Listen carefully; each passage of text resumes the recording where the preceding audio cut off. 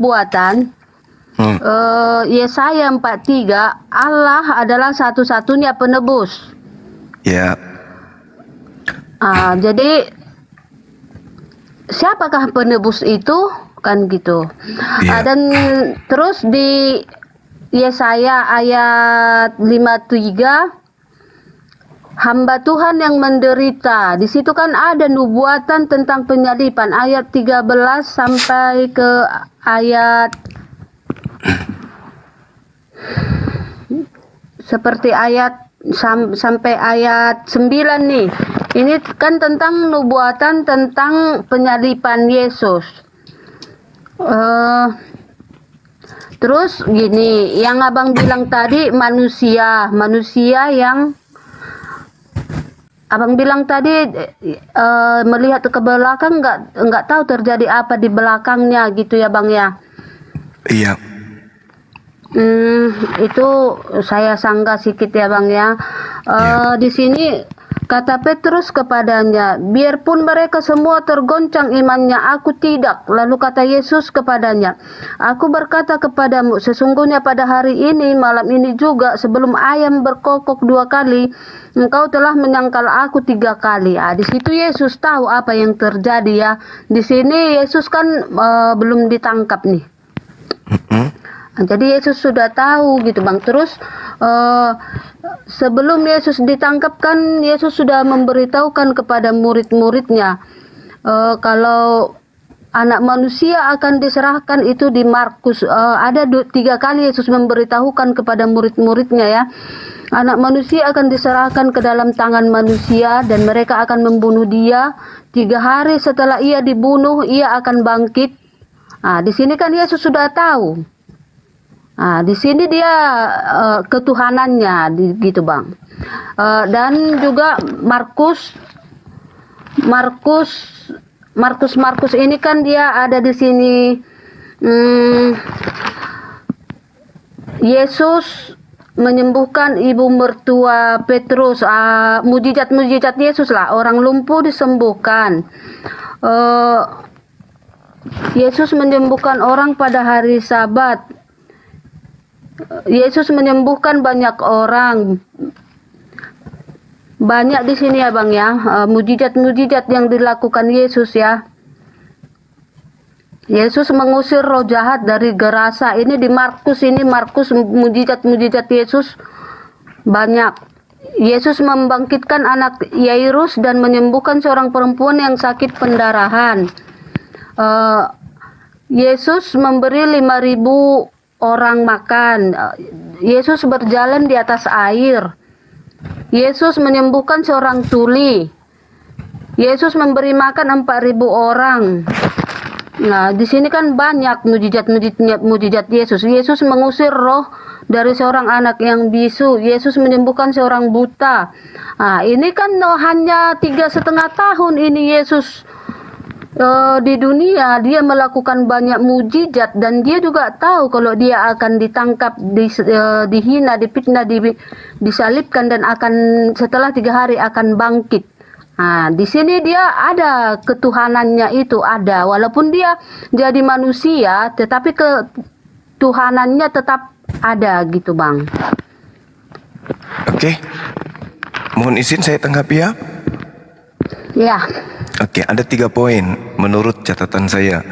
Yang pertama, Yesus Tuhan itu penebus. Yang kedua, ayam berkotok.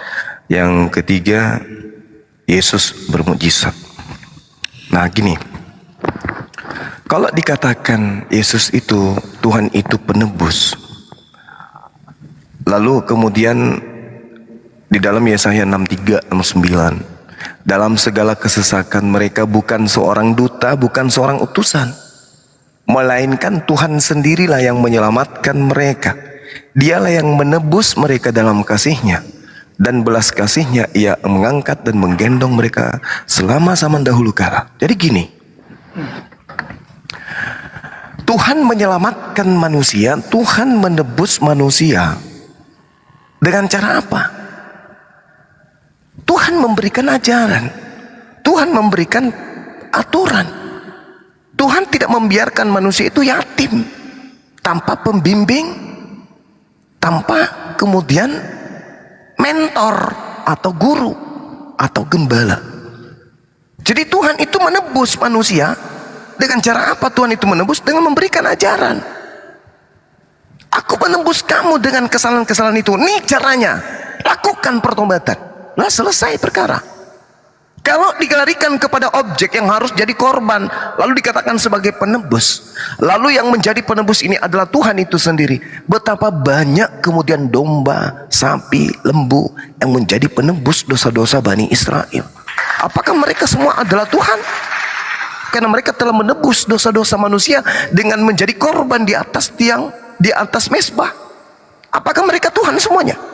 Tidak. Jadi yang dimaksud Tuhan penebus ini artinya orang berzina ditebus dengan cara bertobat. Gini loh caranya.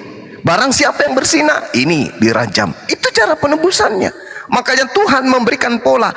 Kasih kepada Tuhan adalah taat dengan setia menjalankan kewajiban terhadap ketetapan, ketentuan, hukum-hukum, perintah dan larangan Tuhan. Itu cara menebusnya. Bukan dengan cara korban, bukan. Nah, itu yang pertama. Kemudian Yesus mengatakan, salah satu di antara kalian, Petrus, akan menyangkal aku 3 kali setelah ayam berkotok. Berkotok atau apa? Bertokok? Bertokok ya? Hah? Apa, Bu? Berkolor. Kok berkolor pula? Ayam mana ada? Apa, Bu? Si barakokok. Berkokok ya kan? Ya, berkokok. Kenapa Yesus tahu itu? Kenapa?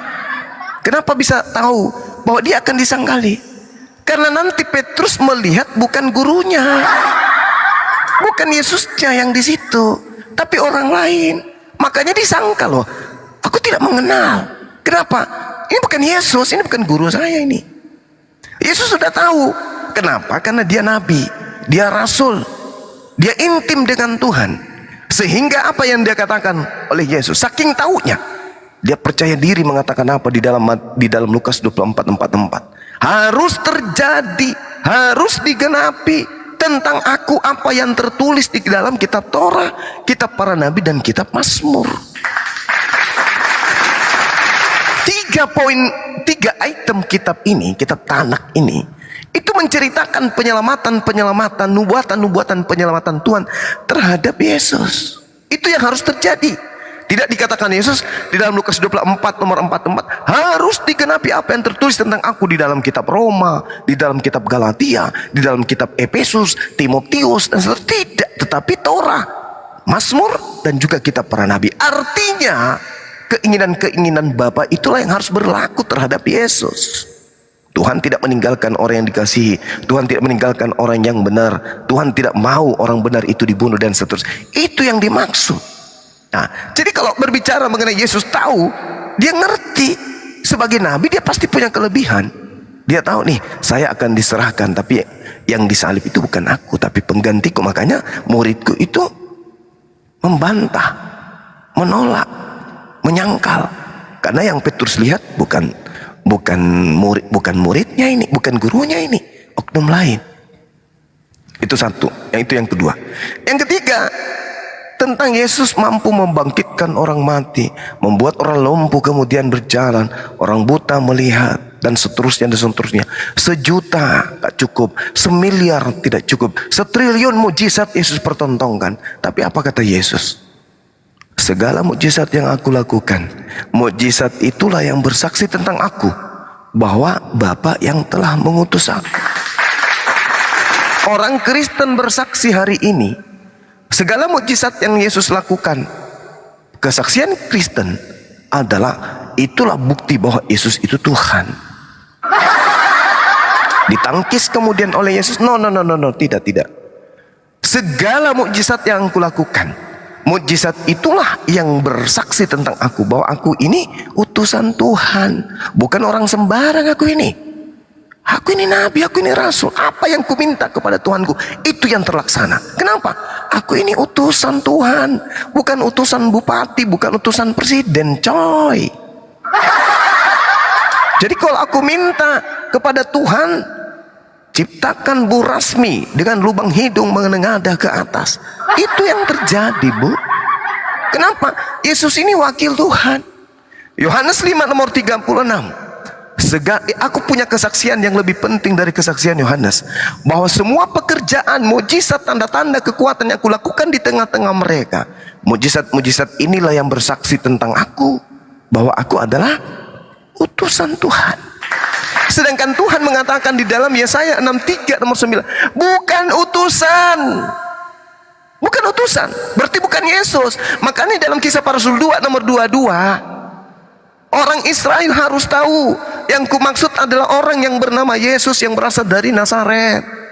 Dia ini adalah orang yang sudah ditentukan oleh Allah untuk Allah melakukan mujizat, tanda-tanda, ya, kebenaran kemudian di tengah-tengah Bani Israel dengan perantaraan Yesus yang dilakukan oleh Allah. Jadi bukan Yesus. Memang di dalam Kisah Para Rasul 13 nomor 23, Tuhan mengutus kemudian juru selamat bagi Bani Israel, yaitu Yesus. Betul, juru selamat. Tapi apa yang Yesus lakukan? Bukan dia yang melakukan itu, tetapi Bapa Tuhan yang melakukan itu melalui Yesus. Makanya Yesus mengatakan, aku tidak dapat berbuat apa-apa dari diriku sendiri. Kamu bohong. Kenapa bisa, Bang Suma? Loh, buktinya kamu bisa membangkitkan Ibu Rasmi dari kematian. Oh, itu bukan aku, Bang Suma.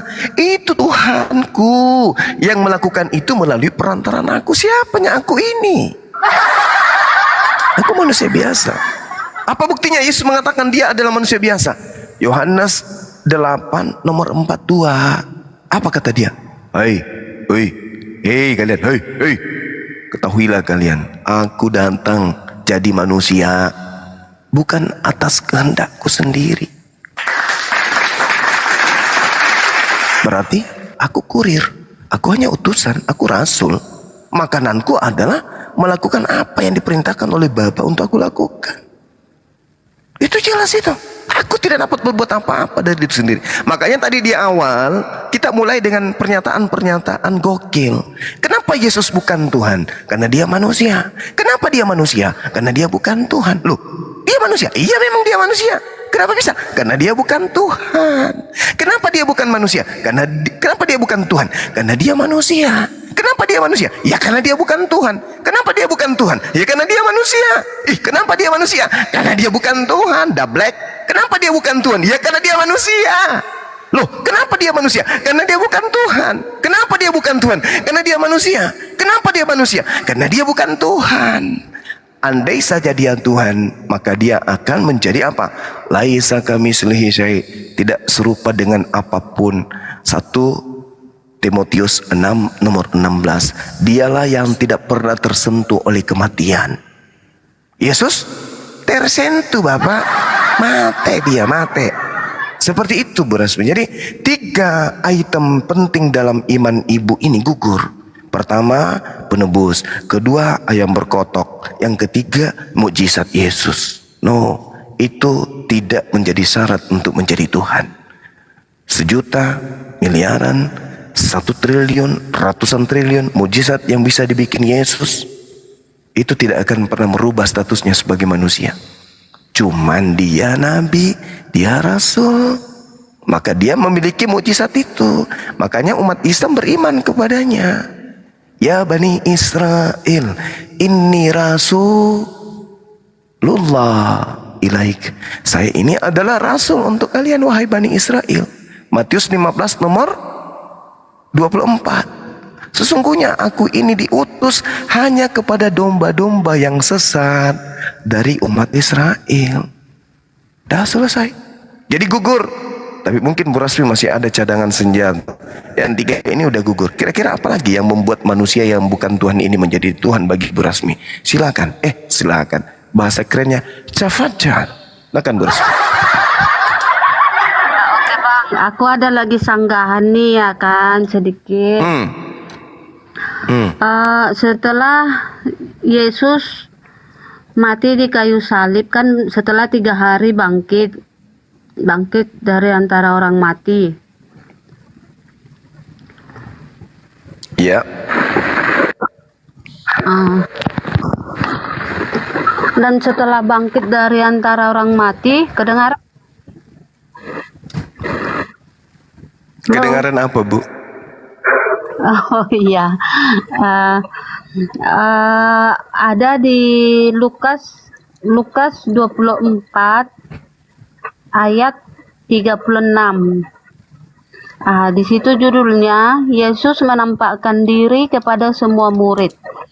Dan sementara mereka bercakap-cakap tentang hal-hal itu, Yesus tiba-tiba berdiri di tengah-tengah mereka dan berkata kepada mereka, "Damai sejahtera padamu." Mereka terkejut dan takut, menyangka bahwa mereka melihat hantu. Akan tetapi ia berkata kepada mereka, "Mengapa kamu terkejut dan apa sebabnya timbul keraguan-raguan di dalam hati kamu? Lihatlah tanganku dan kakiku, aku sendirilah ini. Rabalah aku dan lihatlah, karena hantu tidak ada daging dan tulangnya seperti yang kamu lihat ada padaku." Sambil berkata demikian, ia memperlihatkan tangan dan kakinya kepada mereka. Dan ketika mereka belum percaya, berkatalah ia kepada mereka, "Adakah padamu makanan di sini?" Lalu mereka memberikan sepotong ikan goreng dan mengambilnya dan memakannya. Uh, Tunggu ya Bang, bentar lagi nih. Dan ayat 44-nya,